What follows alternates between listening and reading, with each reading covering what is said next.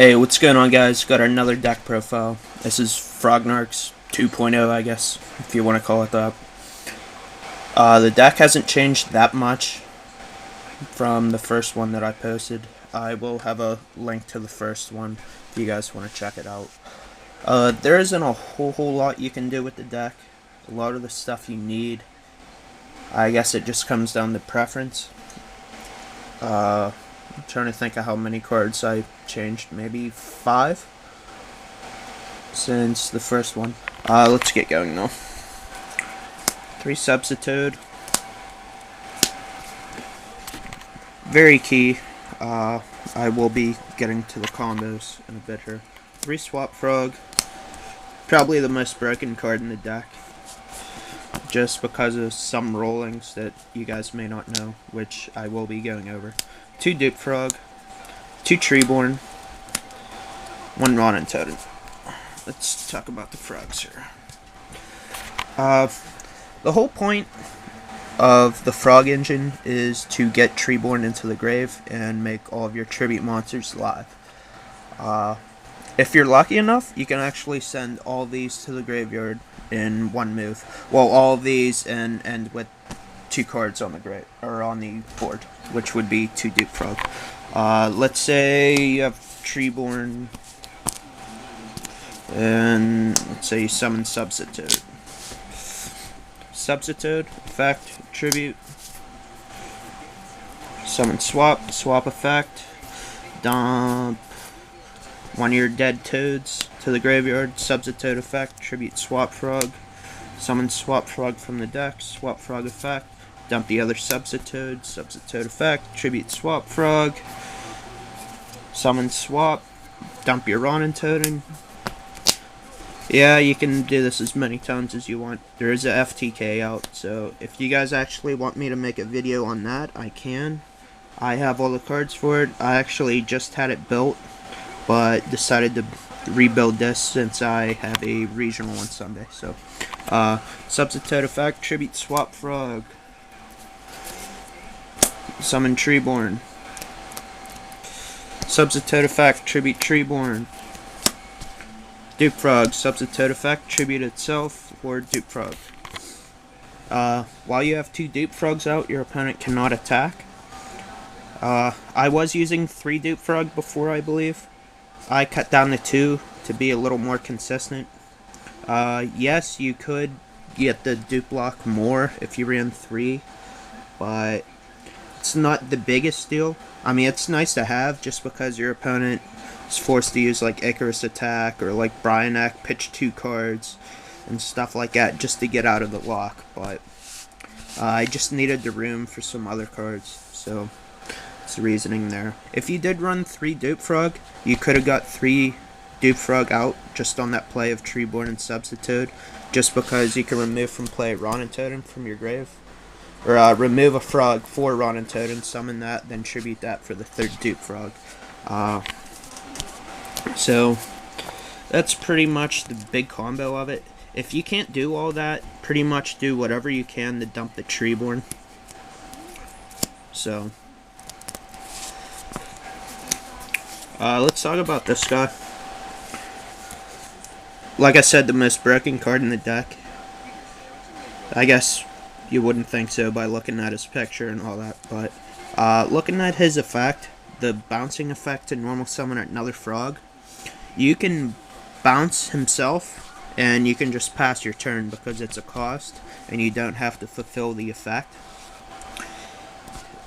Just by reading it, it wouldn't tell you that, but that is actually how it's ruled. That's why the deck's been doing so well everywhere. So you can just go summon, pitch treeborn, bounce the hand, pass. I will be getting back to that, because I'm sure most of you know, he has a cooler combo. Let's get to the non-frogs. 3 Light and Darkness, 3 Caius, 3 Raza, 3 Thesti, 2 Dark Dust, Tragodia, Gores, 3 Fader. That's the rest of the monsters. Pretty basic. If you can dump all those frogs, then this is basically what you're left with in the deck. So it's just constant Monarch every turn, or tribute monsters. So let's go over a little combo here. Let me just get set up here.